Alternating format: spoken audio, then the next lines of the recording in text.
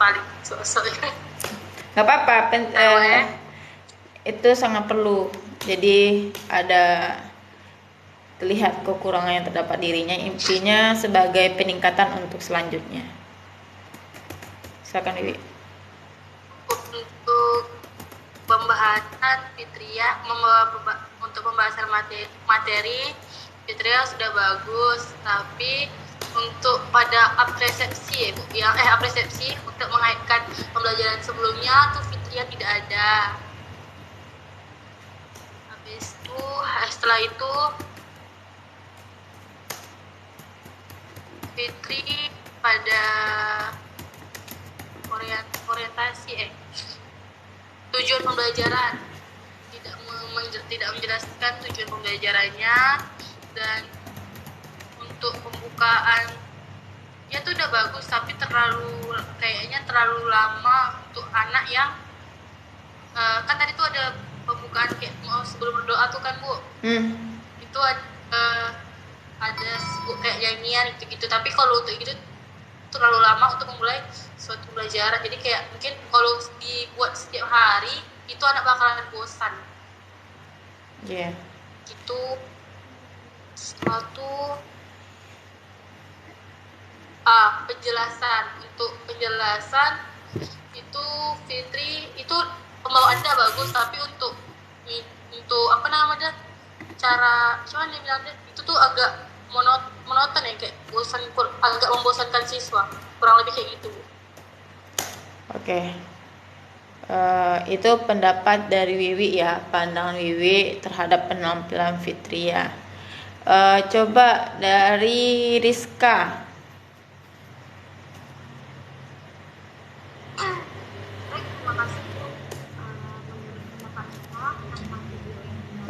Tunggu dulu Rizka, ini suara Rizka memang terdengar kecil, bagi yang lain gimana? Kalau Ibu mendengar agak kecil. Udah dengar? Udah, yang lain gimana? Udah kedengaran suara Rizka? Dengar Pak. Gimana Fit, suaramu dengar? Jelas. Oke, kita lanjut aja Rizka. Nah, dari hasil dari video yang Rizka tonton tadi tentang video Fitria, kalau dari pembukaan sudah cukup bagus, cuman dari video yang diedit tadi mungkin kalau pada sini kalau dipakaikan ada backgroundnya mungkin sedikit lucu, kayak comel lah kalau untuk anak usia dini. Nah, terus tadi kata Wiwi ada dari penyampaian Fitria terlalu banyak nyanyi. Nah, tapi kan kita setiap guru pasti punya persepsi, terus punya cara masing-masing, dan tak mungkin juga setiap hari kita ngajarkan nyanyi juga. Itu kan pasti ada kayak apa namanya, sebelum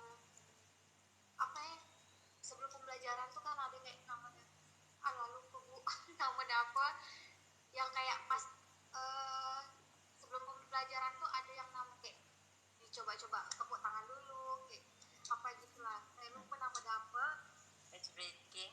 Nah itu salah satu dan mungkin dilakukan sama Fitria sebelum memulai pelajaran. Nah itu mungkin iya, tapi kalau untuk anak tingkat SD, apalagi kalau masih kelas gitu, masih bisa kayak dipahami, malah anak suka diajak bermain terus, karena kan matematika cukup kayak istilah mungkin kalau di mata anak SD tak apa Bu, saya lebih baik nyanyi daripada harus belajar matematika ya, mungkin lebih kebanyakan siswa SD berpikiran kayak gitu.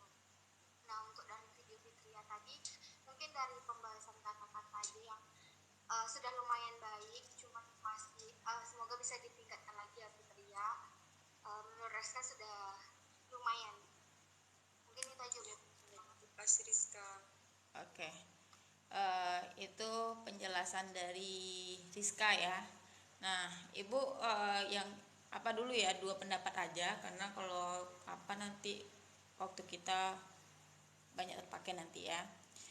Dari pendapat Rizka Wiwi sudah mewakili sebenarnya bagaimana Fitria bisa diterima dan bisa menemukan kekurangan dari yang ditampilkan dari video tadi. Bisa Bu, bisa. Terus juga tuh Fitria kurang menghadap ke kamera, soalnya kan kemarin pas awal mau bikin Fitri rencananya tak mau pakai PPT belakang deh, cuman ternyata kendala di proyektor, karena pas ke kampus kan kalau mau pinjam proyektor tak ada ya, jadi Fitria pakai PPT untuk background deh.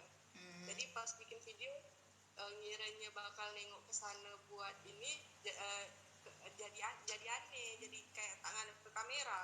Oke. Baik, itu alasan dari Fitri ya, bisa Ibu terima ya. Oke, ada tambahan dari Ibu. Dari pendapat temannya tadi sudah mewakili, terutama dari pembukaan ya. Sebenarnya kalau ice breaking itu sebenarnya banyak ya, yang kalau kita telusuri sangat banyak sekali. Dan terutama kalau MTK ini kan untuk anak SD itu sangat membosankan, apalagi itu berhubungan dengan MTK. Kita sebagai seorang guru itu harus kreatif. Ice breakingnya tidak hanya itu saja. Pokoknya diselingkan ice breakingnya itu berbeda-beda setiap, atau dalam seminggu ini ada berapa jenis ice breaking yang akan digunakan. Ya, itu saran dari Ibu ya untuk kedepannya. Kemudian tadi di saat pembukaan Fitria lupa mempersiapkan siswanya. Ya, pertama tadi kan ada nyanyi lagu bangsaan ya, lupa nyuruh mereka untuk berdiri, ya kan? Kan kita disuruh dulu mereka untuk berdiri. Setelah itu kita ajak mereka baru duduk kembali. Itu ya, itu sangat poin. Mungkin karena nggak ada siswa jadi lupa untuk menyampaikan hal tersebut. Dan kemudian apersepsi ya juga tidak ada. Itu sangat penting ya, apersepsi itu kita menyuruh mereka mengingat kembali apa yang telah mereka pelajari sebelumnya. Dan kemudian motivasi juga tidak ada, Fitria. Motivasi itu kan apalagi itu bidang datar banyak sekali dalam kehidupan kita ya. Kita bisa mengarahkan, baiklah anak-anak, sebelumnya kita telah mempelajari gini, sebelum kalau kayak gitu kan kita yang lebih dominan. Kemarin masih ingat tidak kita mempelajari apa? Kita aja mereka, ini Bu, katanya misalnya kan, iya, apalagi gitu kan. Jadi kita memancing mereka. Nah, hari ini kita akan mempelajari tentang bangun datar. Ada yang tahu apa itu bangun datar? Katanya dulu kan. Nah, begini gitu kan, misalnya arahkan, jadi bangunan datar ini coba lihat dinding kita, atau kita berikan suatu contoh yang mereka benar-benar mereka tahu apa itu bangun datar. Jadi kita menjelaskan secara sekilas saja apa itu, pengertiannya aja dulu apa itu bangun datar. Atau jangan kita memberikan kelas 1 itu kan, kalau kita menyampaikan dengan bahasa buku itu sangat sulit untuk cerna. Tapi kita coba menyampaikan itu bahasa benar-benar kita kemas bahasanya yang mudah untuk mereka mengerti. Jangan kita menyampaikan dengan bahasa buku, gunakan bahasa kita sendiri ya, apalagi SD ya, kelas 1 lagi nggak bisa, nggak susah untuk mereka pahami. Jadi gunakan yang benar-benar rasa kita itu tepat, walaupun versinya berbeda maksudnya sama gitu. Nah, jadi kita jelaskan sekilas ya. Bangun datar itu suatu benda yang memiliki permukaan datar. Nah, coba lihat sekelilingnya. Nah, baru kita ngajak ke mereka. Itu belum ke intinya ya. Ke intinya itu kita lebih kepada jenis-jenis bangun datar ya. Itu kan sebagai pengenalan mendasar. Nah, coba lihat di sekelilingnya. Coba apa saja yang bentuk-bentuk bidang datar. Kalau mereka masih bingung, kita berikan satu contoh. Tadi Fitria udah bagus sih contohnya. Misalnya tadi laptop, atau kita contoh sederhana seperti buku. Coba lihat, Ibu ada satu buah buku yang Ibu pegang ini. Coba lihat permukaan bukunya, apakah ini termasuk bidang datar? Kita arahkan mereka. Iya Bu. Nah, coba lihat sekeliling di kelasnya dulu.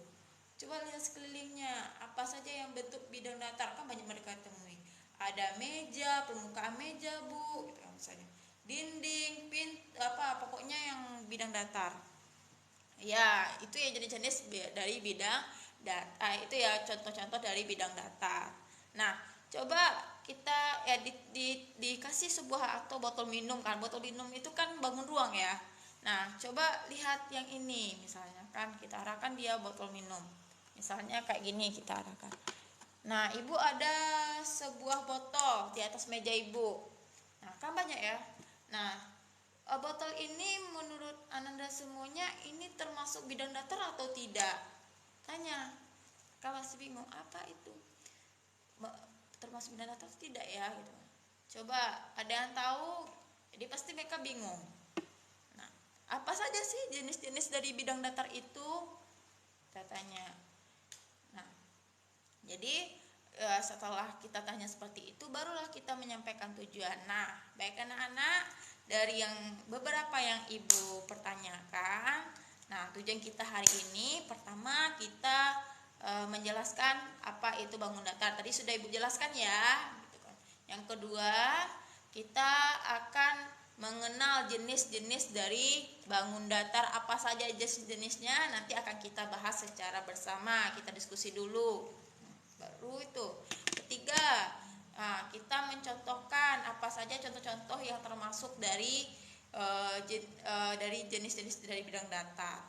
Kita arahkan ke itu Fitria. Jadi kita arahkan, baru kita menyampaikan apa yang mereka apa tujuan mereka pelajari. Setelah itu, nah kalau seandainya suruh mereka memahami dulu jenis-jenisnya nggak apa-apa, kita kasih waktunya. Nah, dari yang ibu sampaikan tadi, nah coba dulu baca saja dulu di bukunya, coba dibaca dulu jenis-jenis bangunan datar. Sebelumnya sudah kita bentuk mereka kelompok terlebih dahulu, suruh mereka membaca secara seksama. Kalau membagi kelompok saat pembelajaran itu sangat memakan waktu ya. Jadi untuk membagi kelompok bagusnya di sebelum pembelajaran atau ya sebelum dikasih tahu kelompoknya apa, jadi sudah diberitahu mereka duduk berdasarkan kelompoknya masing-masing.